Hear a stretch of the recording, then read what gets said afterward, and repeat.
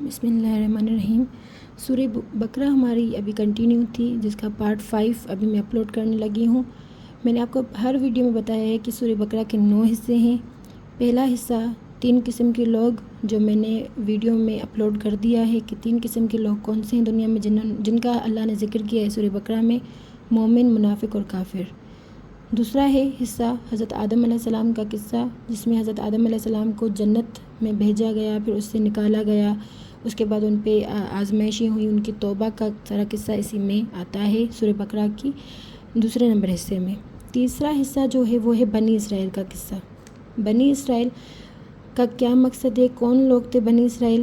حضرت آدم علیہ السلام کو جب اللہ تعالیٰ نے چنا، تب اللہ تعالیٰ نے یہ جانا کہ ایک انسان کو چننا کام نہیں ہے، ایک پوری قوم کو چننا ہے، ایک پوری قوم کو لینا ہے، ایک پوری قوم کے حساب سے ہمیں مطلب کہ اس کو مثال بنانا ہے باقی آنے والی قوموں کے لیے۔ تو بنی اسرائیل کو چنا گیا کیونکہ بنی اسرائیل پر اللہ تعالیٰ کو بہت زیادہ جیسے کہتے ہیں کہ ناز تھا کہ یہ میرے احکام سنے گی، اسے آگے تک پہنچائے گی اور میرے رسولوں کی اطاعت کریں گے، یہ وہ سب کچھ اس پہ تھا۔ اب سورہ بقرہ میں آیت نمبر 40 سے لے کر 123 تک صرف بنی اسرائیل کا بیان کیا گیا ہے۔ اللہ تعالیٰ ہر جگہ بنی اسرائیل کو یاد دہانی کرا رہا ہے کہ یاد کرو میں نے تم لوگوں کو یہ بھی انعامات دیے ہیں، یاد کرو کہ میں نے تم لوگوں کو انبیاء بھیجے، یاد کرو کہ میں نے تم لوگوں کے اوپر کتاب نازل کی۔ ابھی ہم اس کے بارے میں تھوڑی بہت میننگ بھی پڑھیں گے، تھوڑی بہت تفسیر بھی پڑھیں گے کہ بنی اسرائیل کون تھے، ان پر کیسے ہوا، کیا ہوا، سب کچھ ہم پڑھیں گے۔ اس سے پہلے میں آپ کو بتا دوں کہ ابراہیم علیہ السلام کے 2 بیٹے تھے، ایک کا نام تھا اسحاق، ایک کا نام تھا اسماعیل۔ اب اسحاق علیہ السلام کی جو اولاد ہے وہ ہے یعقوب علیہ السلام، اور یعقوب علیہ السلام کی جو اولاد ہے اس کو ہم کہتے ہیں بنی اسرائیل۔ یعقوب علیہ السلام کی اولاد کو کہتے ہیں بنی اسرائیل۔ اور دوسرے بیٹے کا نام تھا اسماعیل علیہ السلام، اور بہت سالوں کے بعد اسماعیل علیہ السلام کی اولادوں میں سے حضرت محمد صلی اللہ علیہ وسلم پیدا ہوئے۔ ٹھیک ہے، تو ابھی یعقوب علیہ السلام کس کی اولاد ہے؟ بنی اسرائیل کون ہے؟ بنی اسرائیل یعقوب علیہ السلام کی اولاد ہے، اور یعقوب علیہ السلام اسحاق کی اولاد ہے، اور اسحاق حضرت ابراہیم علیہ السلام کی اولاد ہے۔ تو ابھی تو ہم تیسرے حصے پہ ہیں، 9 حصے کمپلیٹ کرنے ہیں، پھر آپ کو سارا سمجھ آ جائے گا کہ سورہ بقرہ کا مقصد کیا ہے اور اس میں ہمارے لیے کیا پیغام ہے۔ ٹھیک ہے، آئیں شروع کرتے ہیں آیت نمبر 40 سے۔ تو یہاں پر کیا ہے کہ آیت نمبر 40 میں کیا ہے، یہ لکھا ہوا ہے کہ اے اللہ کے نبی یعقوب، یعنی اسرائیل کی اولاد، جسے میں نے بتایا تھا کہ یعقوب کی اولاد ہے اسرائیل علیہ السلام، بنی اسرائیل جو ہے یعقوب کی اولاد ہے۔ اللہ تعالیٰ نے تم پر جو متواتر انعامات کیے ہیں انہیں یاد رکھو اور ان کا شکر ادا کرو، اور میں نے تم سے اپنی ذات اور اپنے رسولوں پر ایمان لانے اور اپنے احکام پر ایمان کرنے کا جو عہد پیمان لیا تھا اسے لازم پورا کرو۔ اگر تم اسے پورا کرو گے تو جو وعدہ میں نے تم سے کیا ہے میں بھی اسے پورا کروں گا، اور دنیا میں تمہیں عمدہ زندگی اور قیامت کے دن اچھا بدلہ دوں گا، اور تم مجھ اکیلے سے ڈرو اور میرے عہد کو ہرگز نہ توڑو۔ یہ آیت نمبر 40 جو بنی اسرائیل کے لیے ابھی شروع ہوا ہے یہ قصہ، اس کی بات کر رہی ہوں میں۔ 123 آیت تک یہی قصہ چلے گا کہ اللہ تعالیٰ بنی اسرائیل کو اپنی نعمتیں یاد کروائے گا۔ اس کے بعد کیا ہے 41 میں، اور اس قرآن پر ایمان لاؤ جو میں نے محمد صلی اللہ علیہ وسلم پر نازل کیا ہے، وہ تحریف سے پہلے والی اصل تورات کے موافق ہے، جس میں اللہ تعالیٰ کی توحید اور محمد صلی اللہ علیہ وسلم کی نبوت کا ذکر ہے۔ ڈرو اس بات سے کہ سب سے پہلے تم ہی اس کا انکار کر بیٹھو، اور جاؤ منصب اور سیادت کے معمولی فائدے کے لیے میری نازل کردہ آیات نہ بدلو اور میرے غضب اور میرے عذاب سے بچو۔ اب تورات کیا ہے؟ تورات وہ کتاب ہے جو حضرت موسیٰ علیہ السلام پر نازل کی گئی، اور حضرت موسیٰ علیہ السلام کون تھے؟ حضرت موسیٰ علیہ السلام بنی اسرائیل کی قوم کا سردار تھا، مطلب ایسے کہوں کہ جو ہماری امت ہے اس امت کا رسول کون ہے؟ محمد صلی اللہ علیہ وسلم۔ تو بنی اسرائیل کا کون تھا رسول؟ حضرت موسیٰ علیہ السلام۔ حضرت موسیٰ علیہ السلام کی قوم ہے بنی اسرائیل، جیسے حضرت محمد صلی اللہ علیہ وسلم کی قوم ہم ہیں۔ ٹھیک ہے، تو جیسے ہم پر قرآن پاک نازل کیا گیا تو ان پر تورات کی کتاب نازل کی گئی، تو کہا جا رہا ہے کہ تورات میں بھی قرآن پاک کا ذکر تھا کہ قرآن پاک جیسی کتاب بھی آئے گی اور حضرت محمد صلی اللہ علیہ وسلم بھی آئیں گے۔ یہ بہت سالوں پہلے کی بات ہے، اور اللہ تعالیٰ بنی اسرائیل سے کہہ رہا ہے کہ اس بات سے ڈرو کہ تم ہی قرآن پاک کا انکار نہ کر لو، کس لیے؟ اپنے تھوڑے سے فائدے کے لیے۔ آگے کیا ہے؟ اور جو حق ہے، حق میں نے اپنے رسولوں پر نازل کیا، اسے اپنی من گھڑت باتوں سے خلط ملط نہ کرو، اور تمہاری کتابوں میں محمد صلی اللہ علیہ وسلم جن کی صفات کا ذکر ہے انہیں نہ چھپاؤ، حالانکہ ان کے برحق ہونے کا تمہیں بھی علم ہے اور یقین بھی۔ اب اصل میں بات یہ تھی کہ بنی اسرائیل جو تھے وہ حسد کا شکار ہو گئے جب انہوں نے اپنی کتابوں پر یہ حقیقت پڑھی کہ محمد صلی اللہ علیہ وآلہ وسلم بھی آئیں گے اور قرآن پاک بھی نازل کیا جائے گا، تو یہ بات ان سے برداشت نہیں ہوئی۔ انہوں نے کہا کہ ہم ہیں نا اللہ پاک کی من پسند قوم، ہمیں اللہ نے چنا ہے، ہم نبی کی اولاد ہیں۔ وہ اس تکبر میں پڑ گئے، اور محمد صلی اللہ علیہ وسلم اللہ تعالیٰ کے رسول ہوں گے اور پیارے رسول ہوں گے، یہ بات ان سے ہضم نہیں ہو رہی تھی۔ تو اللہ تعالیٰ یہاں فرما رہا ہے کہ تمہاری کتابوں میں محمد صلی اللہ علیہ وسلم کا ذکر ہے، انہیں نہ چھپاؤ، ان کے ذکر کو چھپاؤ مت، اور ان کے آنے کا تمہیں علم بھی ہے، یقین بھی ہے، پھر بھی تم چھپاتے پھر رہے ہو کیوں؟ آگے کیا ہے؟ نماز کو اس کے ارکان، واجبات اور سنتوں کا خیال رکھتے ہوئے مکمل طریقے سے ادا کرو۔ اللہ تعالیٰ نے تمہارے ہاتھوں میں جو مال دیا ہے اس کی زکوٰۃ نکالو، اور امت محمد صلی اللہ علیہ وسلم کے عاجزی کرنے اور جھکنے والے لوگوں کے ساتھ شامل ہو کر تم بھی اللہ کی بارگاہ میں جھکنے والے بن جاؤ۔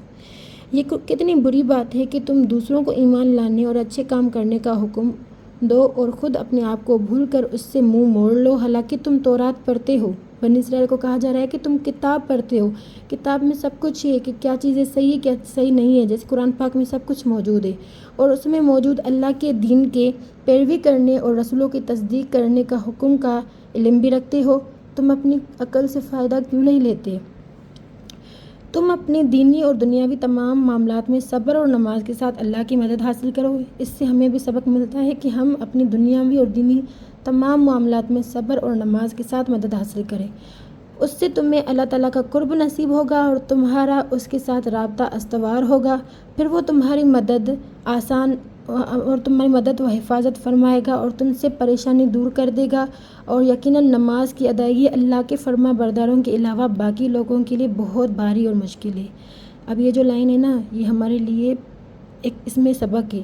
کیا سبق ہے؟ کہ اللہ تعالیٰ کے فرما برداروں کے علاوہ جو اللہ تعالیٰ کے فرما بردار نہیں ہے نا، ان کے لیے نماز بہت بھاری اور مشکل ہے، اور جو فرما بردار ہے وہ 5 ٹائم اور وقت کے ساتھ نماز ادا کرتے ہیں، اور جو فرما بردار نہیں ہے ان کو بہت مشکل لگتی ہے نماز، وہ اچھا ابھی تو اذان نہیں تھی پھر سے نماز پڑھو، ٹھیک ہے۔ اور یہ فرما برداروں کے لیے آسان اس لیے ہے کہ وہ یقین رکھتے ہیں کہ انہیں اپنے رب کے سامنے پیش ہونا ہے، قیامت کے دن اس سے ملنا ہے، اور وہ اسی کی طرف لوٹ جانے والے ہیں تاکہ وہ ان کے اعمال کا بدلہ دے۔ اے اللہ کے نبی یعقوب کی اولاد، بنی اسرائیل کو مخاطب کر کے کہا جا رہا ہے کہ میری دینی اور دنیاوی نعمتوں کو یاد کرو جو میں نے تمہیں عطا کی ہیں، اور یاد کرو کہ میں نے تمہیں نبوت و بادشاہت عطا کر کے تمہارے دور کے تمام لوگوں سے اونچا مقام دیا۔ اب اللہ تعالیٰ بنی اسرائیل کو کہہ رہا ہے کہ یاد کرو کہ سارے لوگوں سے اونچا مقام میں نے تم لوگوں کو دیا، تو یاد کرو ان چیزوں کو، دنیا اور دینی نعمتوں کو یاد کرو، میرے حکموں پر عمل کر کے اور منع کیے ہوئے کاموں کو چھوڑ کر اپنی قیامت کے عذاب کے درمیان رکاوٹ کھڑی کر لو۔ یہی وہ دن ہے جب کوئی فرد کسی دوسرے کو کچھ فائدہ نہ دے سکے گا، اللہ کی اجازت کے بغیر نقصان دور کرنے یا نفع پہنچانے کی کوئی سفارش قبول نہ ہوگی، اور کوئی فدیہ یا معاوضہ بھی قبول نہ کیا جائے گا، خواہ وہ زمین پر سونا ہی ہو۔ اس دن ان کا کوئی مددگار بھی نہ ہوگا، جب نہ سفارش کرنے والا فائدہ دے سکے، نہ معاوضہ قبول ہو سکے، اور نہ کوئی مددگار بن سکے، تو کوئی بھاگ کر کہاں جائے گا؟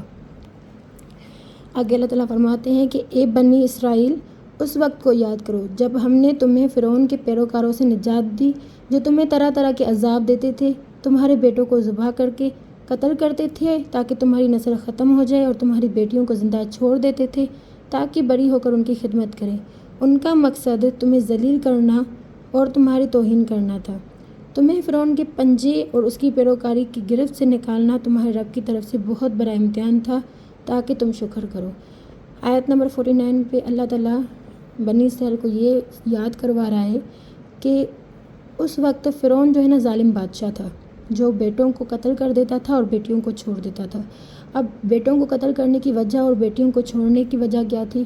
بیٹیوں کو اس لیے چھوڑ دیتا تھا کہ بڑی ہو کر وہ خدمت کریں گی ہماری، اور بیٹوں کو قتل اس لیے کر دیا کرتا تھا کہ اسے پتہ چلا تھا کہ کوئی ایسا لڑکا پیدا ہوگا جو بڑا ہو کر مجھ سے میرا تخت چھین لے گا، تو اس ڈر اور خوف سے اس نے کیا کیا، یہ حکم جاری کیا کہ جہاں کوئی بھی بیٹا پیدا ہوگا اس کو ذبح کر دیا جائے گا۔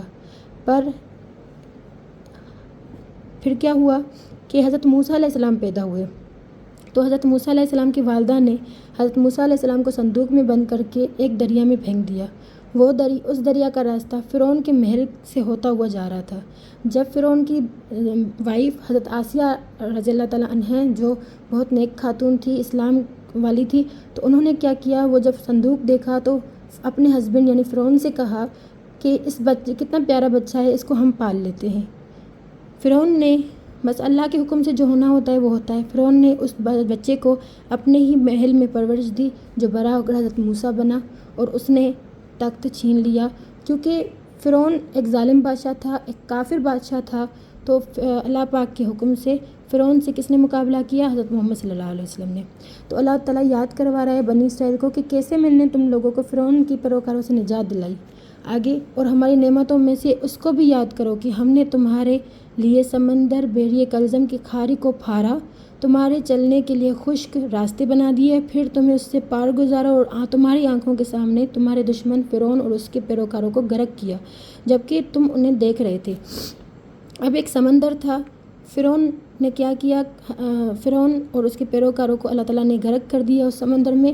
پر حضرت موسیٰ علیہ السلام نے سمندر پہ اپنی لاٹھی ماری، جیسے ہی لاٹھی ماری تو راستہ بن گیا بیچ میں سے. تو جو بھی اللہ تعالیٰ کے ماننے والے ایماندار لوگ تھے وہ حضرت موسیٰ علیہ السلام کے ساتھ اس جو کہ سمندر میں سے گزر گئے، خشک راستے پہ سے چلنے لگے. اور پیچھے جو فرعون کا قافلہ تھا جب وہ آگے چلا کہ ہمیں بھی راستہ مل جائے گا تو وہ سارا غرق ہو گئے، یعنی کہ ڈوب گئے. اور ہماری ان نعمتوں سے ہمارا وہ وعدہ بھی یاد کرو جب ہم نے نور و ہدایت پر مبنی تورات کے نزول کی تکمیل کے لیے موسیٰ علیہ السلام سے 40 راتوں کا وعدہ کیا اور انہیں کوہ طور پر بلایا تو تم نے اس دوران میں بچھڑے کی پوجا شروع کر دی اور اس کو کرتوت کے مرتکب ہو کر تم ظالم ٹھہرے. اب یہاں پر کیا بات ہے کہ حضرت موسیٰ علیہ السلام کو اللہ تعالیٰ نے کوہ طور، پہاڑ کا نام ہے ایک، وہاں بلایا کہ میں تم پر ایک کتاب نازل کروں گا جس کتاب کو تم اپنے قوم کے لوگوں کو پڑھ کے سنانا اور ان کو ہدایت کرنے کی توفیق دلوانا.